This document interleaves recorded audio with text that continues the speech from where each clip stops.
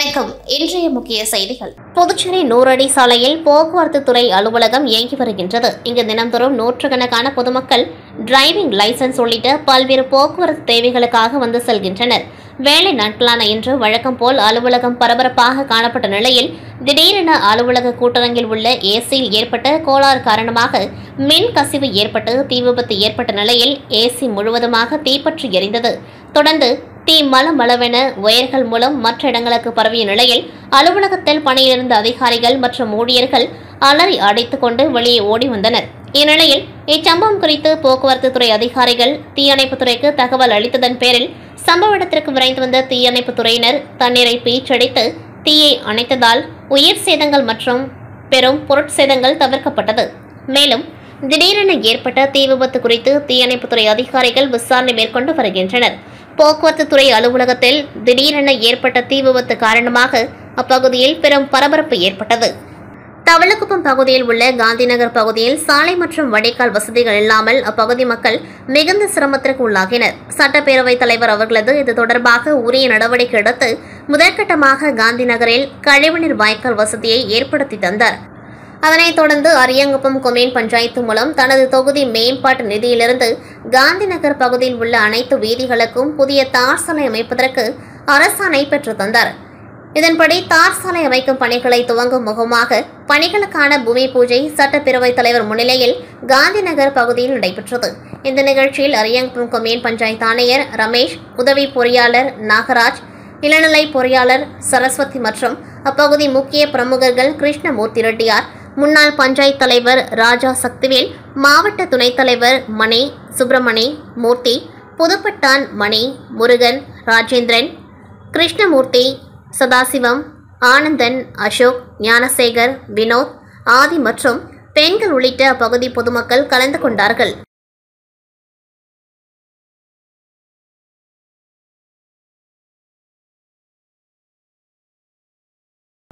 வருவாய் சங்கங்களின் கூட்டமைப்பு கடலூர் மாவட்டம் சார்பில் 7 அம்ச கோரிக்கைகளை வலியுறுத்தி தர்ணா போராட்டம் கடலூர் பழைய மாவட்ட அலுவலகம் எதிரில் நடைபெற்றது. ஆர்ப்பாட்டத்தில் பொதுமக்களுக்கான பணியை மேலும் சிறப்பாக செய்திட வருவாய் மற்றும் பேரிடர் மேலாண்மை துறையில் உள்ள அனைத்து நிலையிலான காலி பணியிடங்களை விரைந்து நிரப்பிட வேண்டும் என்றும், வருவாய் மற்றும் பேரிடர் மேலாண்மை துறை மற்றும் நில அளவைத்துறை ஆகியவற்றில் பணிபுரிந்து வரும் அனைத்து நிலைகளுக்கான அலுவலர்களின் பணித்தன்மை மற்றும் பணி பளுவை கருத்தில் கொண்டு அனைத்து நிலை அலுவலர்களுக்கும் மேம்படுத்தப்பட்ட ஊதியம் மற்றும் தனி ஊதியம் வழங்கிட வேண்டும். மேலும் பல்வேறு கோரிக்கைகளை முன்வைத்து தர்ணா ஆர்ப்பாட்டத்தில் ஈடுபட்டனர்.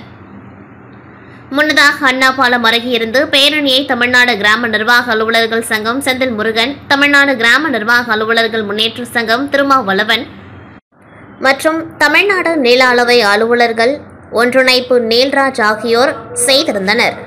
புதுச்சேரி உப்பளம் தொகுதியில் உள்ள பெரியப்பள்ளி, வீரர்வள்ளி உள்ளிட்ட பல பகுதிகளில் நடைபெறும் வளர்ச்சிப் பணிகளை நேரில் ஆய்வு செய்யும் பணியில் திமுக தொகுதி சட்டமன்ற உறுப்பினர் அனிபால் கென்னடி அவர்கள் நேரில் சென்று நகராட்சி செயற்பொறியாளர் சிவபாலன், இளநிலை பொறியாளர் சண்முகம், ஆய்வாளர்கள் ரவிச்சந்திரன், தனசேகரன் மற்றும் பொதுப்பணித்துறை இளநிலை பொறியாளர் சங்கர் ஆகியோருடன் ஆலோசனை நடத்தினார்.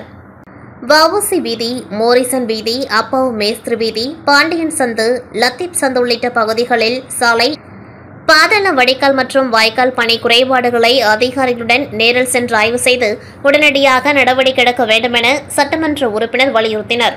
பின்னர் திமுக தொகுதி அலுவலகத்தில் நடைபெற்ற ஆலோசனைக் கூட்டத்தில் நேதாஜி நகர் 1 பகுதியில் அசோகன் வீதியில் புதிய சாலை அமைப்பது, நேதாஜி நகர் 2 மற்றும் கன்னிபாய் தோட்டம் பகுதியில் அங்கன்வாடி மையம் அமைப்பது, புறாக்குளம் தூர்வாறுதல் மற்றும் கருமாதி கொட்டகைக்கு வெளியில் பாதுகாப்பு கதவு அமைப்பது உள்ளிட்ட வேலைகளை விரைவாக நிறைவேற்ற வேண்டும் என கேட்டுக்கொண்டார். மேலும் குபேர் கல்யாண மண்டபம் பணிகளை விரைவில் முடிக்க அதிகாரிகளை சட்டமன்ற உறுப்பினர் கேட்டுக்கொண்டார். இந்த நிகழ்வில் தொகுதி செயலாளர் சக்திவேல், அவைத்தலைவர் ஹரிகிருஷ்ணன், தொகுதி துணை செயலாளர்கள் ராஜு, நிசார், மாநில மேனூர் அணி துணை அமைப்பாளர் விநாயகமூர்த்தி, கிளை செயலாளர்கள் செல்வம், சந்துரு, இருதயராஜ், ராகேஷ் மற்றும் கழக நிர்வாகிகள் அஜித், ராஜி, ரகுமான் உள்ளிட்டோர் கலந்து கொண்டார்கள்.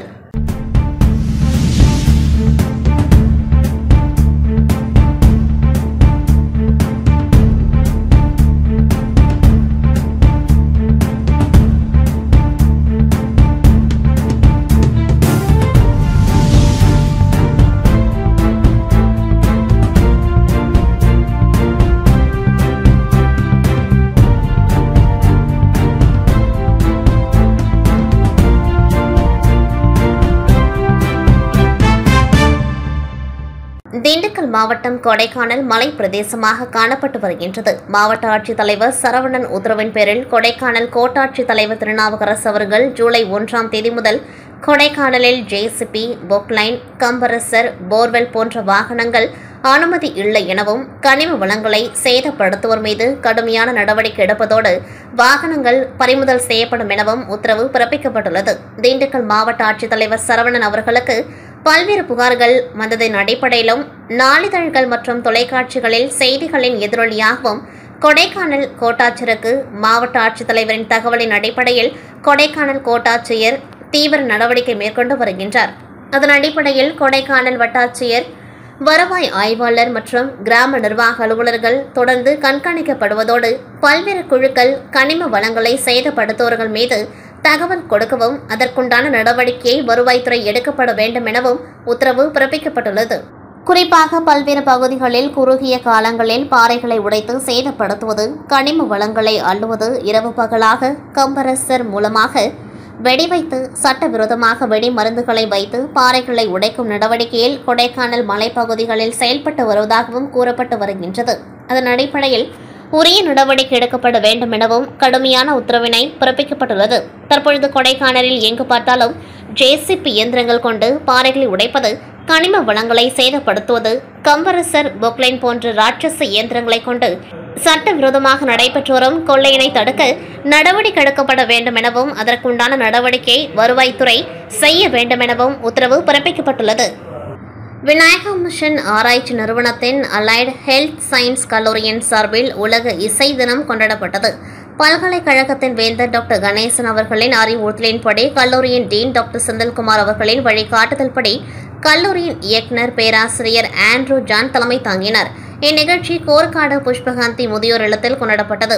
கல்லூரியின் இளைஞர் அமைப்பு ஒருங்கிணைப்பாளர்கள், உதவி பேராசிரியர்கள் ஸ்ருதி வரவேற்புரை வழங்கினர். இந்நிகழ்ச்சியில் கல்லூரியை சார்ந்த மாணவர்களால் கலை நிகழ்ச்சி நடத்தப்பட்டு முதியோர்கள் அனைவரும் கலை நிகழ்ச்சிகளை கண்டு ஆடிப்பாடி மகிழ்ந்தனர். இந்நிகழ்ச்சியின் முடிவில் கல்லூரியின் சார்பில் முதியோர் இல்லத்திற்கு தேவையான அத்தியாவசிய பொருட்களை கொடையாக வழங்கினர். இந்நிகழ்ச்சியில் கல்லூரியை சார்ந்த 20க்கும் மேற்பட்ட மாணவர்கள் கலந்து கொண்டார்கள். இந்நிகழ்ச்சிக்கான ஏற்பாட்டினை கல்லூரியின் நிர்வாக அதிகாரி சந்துரு மற்றும் நாட்டு நலப்பணி திட்ட ஒருங்கிணைப்பாளர்கள் கோவர்தன விஷ்ணு, ஜெயசூரிய மற்றும் இளைஞர் அமைப்பு ஒருங்கிணைப்பாளர் ஸ்ருதி மற்றும் இளைஞர் அமைப்பு உதவி பேராசிரியர்கள் மற்றும் இளைஞர் அமைப்பு மாணவ மாணவிகள் செய்திருந்தனர். காரைக்கால் மாவட்ட பாசனத்திற்காக நூலாற்றில் காவிரி நீரை புதுச்சேரி மாநில அமைச்சர் திருமுருகன் மற்றும் சட்டமன்ற உறுப்பினர் சிவா மலர் தூவி திறந்து வைத்தார்கள். மேட்டூர் அணையிலிருந்து திறந்துவிடப்பட்ட காவிரி நீரானது டெல்டாவின் கடைமடை பகுதியான புதுச்சேரி மாநிலம் காரைக்கால் மாவட்டத்தில் உள்ள நல்லம்பல் பகுதி நூலாற்றில் அமைந்துள்ள நீர்த்தேக்கத்திற்கு வந்தடைந்தது. இதனையடுத்து பாசனத்திற்கான காவிரி நீர் திறந்துவிடப்பட்டது.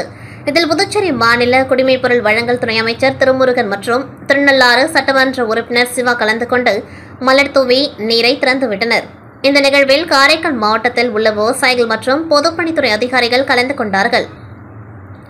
மேலும் இன்று நல்லம்பல் நீர்த்தேக்கத்தில் திறந்துவிடப்பட்ட காவிரி நீர் மூலம் திருநள்ளாறு தொகுதியில் உள்ள நல்லம்பல், அம்பகரத்தூர், சேத்தூர், கற்கங்குடி, சுரக்குடி, திருநள்ளாறு உள்ளிட்ட கிராமங்களில் உள்ள 9500 ஏக்கர் விளைநிலங்கள் பயன்பெறும் என்று பொதுப்பணித்துறை அதிகாரிகள் தெரிவித்தனர்.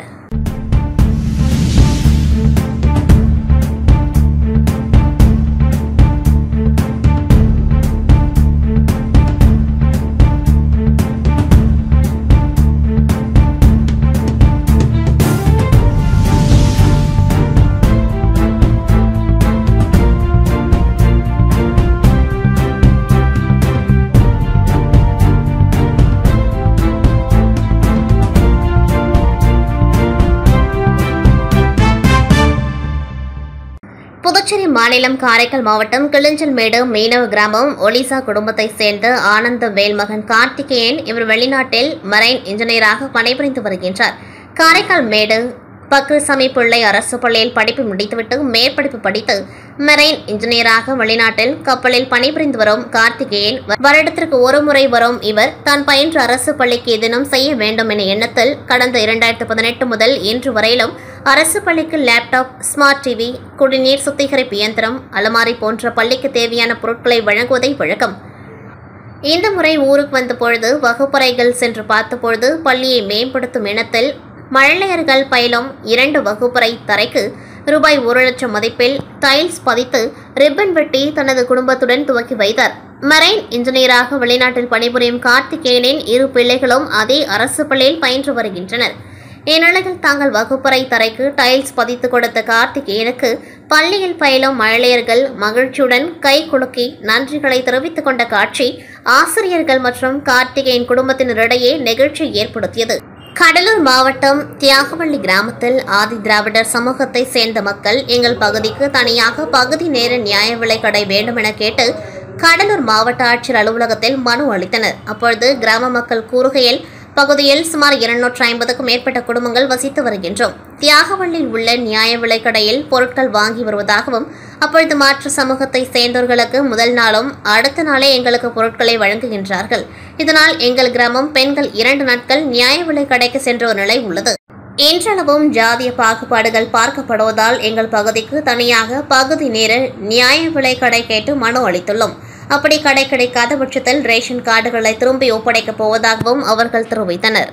புதுச்சேரி வரலாற்றில் முதல் முறையாக இங்கிலாந்து நாட்டின் லண்டன் நாடாளுமன்றத்தில் இந்திய புதுச்சேரி பிரதிநிதியாக கலந்து கொண்டு பன்னாட்டு தமிழ் அறிஞர்களிடையே உரையாற்றியதை பாராட்டி லண்டன் குரோய்டான் தமிழ்ச்சங்கமும் தமிழ்நாடு சென்னை கவிஞர் முனைவர் ஆலந்தூர் கோ மோகனரங்கன் தமிழ் இயல் ஆராய்ச்சி மையமும் இணைந்து வழங்கிய செந்தமிழ் சான்றோர் விருதினை பெற்ற கலைமாமணி முனைவர் சுந்தர முருகனை முதலமைச்சர் வாழ்த்தி பாராட்டு தெரிவித்தார். புதுச்சேரி அரசு பொது சுகாதார கோட்டம் நகர குடிநீர் பிரிவு உட்கோட்டம் சார்பில் முருங்கப்பாக்கத்தில் விடுபட்ட பகுதிகளான சேத்துலால் நகர் மற்றும் முருங்கப்பாக்கம் பகுதிகளில் உள்ள சிமெண்ட் சாலைகளை மறுசீரமைப்பு செய்து மேம்படுத்தும் பணிகளுக்காக ரூபாய் 34,35,000 திட்ட மதிப்பீடு செய்து அதற்கான பணி ஆணை பெற்று அப்பணியை தொடங்குவதற்கான பூமி பூஜை விழா நடைபெற்றது. இதில் சட்டமன்ற உறுப்பினர் பாஸ்கர் என்கிற தட்சிணாமூர்த்தி கலந்து கொண்டு பூமி பூஜை செய்து பணியை துவக்கி வைத்தார். மேலும் இந்த நிகழ்ச்சியில் பொதுப்பணித்துறை பொது சுகாதார கோட்ட செயற்பொறியாளர் வாசு, உதவி பொறியாளர் சுந்தரி, இளநிலை பொறியாளர் தணிகைவேல், செல்வி, தேவி, பாரதி மற்றும் அப்பகுதி முக்கிய பிரமுகர்கள், ஊர் பொதுமக்கள் பலர் கலந்து கொண்டார்கள். மேலும் இந்த திட்டத்தின் மூலம் முருங்கப்பாக்கத்தில் விடுபட்ட பகுதிகளான சேத்துலால் நகர் மற்றும் பழைய முருங்கப்பாக்கம் பகுதிகளை சேர்ந்த சுமார் 3000 மக்கள் பயனடைவர். புதுச்சேரி அரியங்குப்பம் கொம்யூன் பூரணாங்குப்பம் கிராமத்தில் பல ஆண்டுகள் பழமை வாய்ந்த திரௌபதியம்மன் கோவில் உள்ளது. இந்த கோவிலில் தீமிதி ஊர்ச்ச விழா அடுத்த மாதம் ஜூலை 11ஆம் தேதி வெள்ளிக்கிழமை மாலை நடக்கின்றது. அதனை முன்னிட்டு இவ்வாலயத்தின் கொடியேற்ற நிகழ்ச்சி நேற்று இரவு நடைபெற்றது. முன்னதாக மொழியின் குளக்கரையில் புனித நீர் திரட்டி அலங்கரிக்கப்பட்ட பூங்கரகம் புறப்பட்டு கிராமத்தில் உள்ள முக்கிய வீதிகள் வழியாக சென்று கோவிலை வந்தடைந்தது. அதனைத் தொடர்ந்து கொடிமரத்திற்கு சிறப்பு அபிஷேக ஆராதனைகள் நடைபெற்று கொடிமரத்திற்கு சிறப்பு பூஜைகள் நடைபெற்று கொடியேற்ற நிகழ்ச்சி நடைபெற்றது. இதில் ஏராளமான பக்தர்கள் கலந்து கொண்டு சுவாமி தரிசனம் செய்தனர். இந்நிகழ்ச்சிக்கான ஏற்பாடுகளை கோவில் நிர்வாக அதிகாரி பாஸ்கரன் மற்றும் விழா குழுவினர்கள் கிராம மக்கள் சிறப்பாக செய்திருந்தனர்.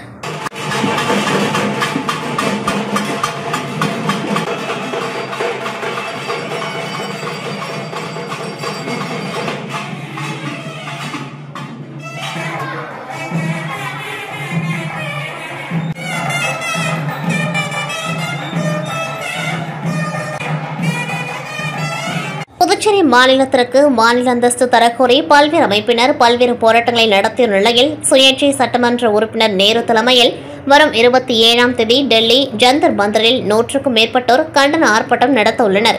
இதனையடுத்து சுயேட்சை சட்டமன்ற உறுப்பினர் நேரு தலைமையில் 100க்கும் மேற்பட்டோர் புதுச்சேரியில் இருந்து ரயில் மூலம் டெல்லிக்கு பயணம் மேற்கொண்டுள்ளனர்.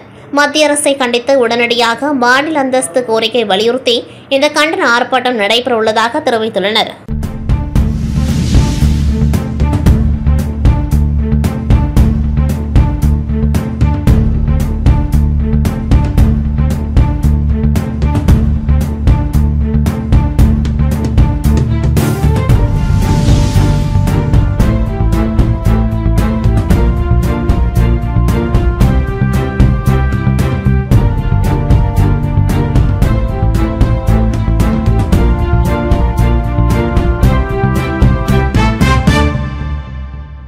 புதுச்சேரி குருமாம்பேட் பகுதியில் அமைந்துள்ளது ஸ்ரீ யோகமாய லலிதாம்பிகை மற்றும் ஸ்ரீ மகா சாம்ராஜ்ய லலிதாம்பிகை திருக்கோவில். இந்த திருக்கோவிலில் ஆணி அமாவாசை முன்னிட்டு ஸ்ரீ லலிதா மகாயாகம் நடைபெற்றது. தொடர்ந்து ஸ்ரீ மகா சாம்ராஜ்ய லலிதாம்பிகை மற்றும் ஸ்ரீ யோகமாய லலிதாம்பிகைக்கு பால், தயிர், சந்தனம், திருநீர், திருமஞ்சனம், குங்குமம் உள்ளிட்ட பல்வேறு வாசனை திரவியங்கள் கொண்டு மகா அபிஷேகம் செய்யப்பட்டு தொடர்ந்து யாகசாலையில் வைக்கப்பட்ட கலச நீரால் அம்மனுக்கு சிறப்பு அபிஷேகம் செய்யப்பட்டது. மேலும் ஊதா மற்றும் நீல பட்டுடுத்தி எலும்பச்சை பழங்கள் மற்றும் மலர்களால் அலங்கரிக்கப்பட்ட அம்மனுக்கு சோடச தீபாரதனைகள் காண்பிக்கப்பட்டது. தொடர்ந்து ஸ்ரீ மகா சாம்ராஜ்ய லலிதா மற்றும் ஸ்ரீ யோகமய லலிதாம்பிகைக்கு சகஸ்ரநாமம் பாடப்பட்டு மகா தீப ஆராதனை காண்பிக்கப்பட்டது. இதில் பக்தர்கள் பலரும் கலந்து கொண்டு லலிதாம்பிகை அம்மனை வழிபட்டு சென்றனர்.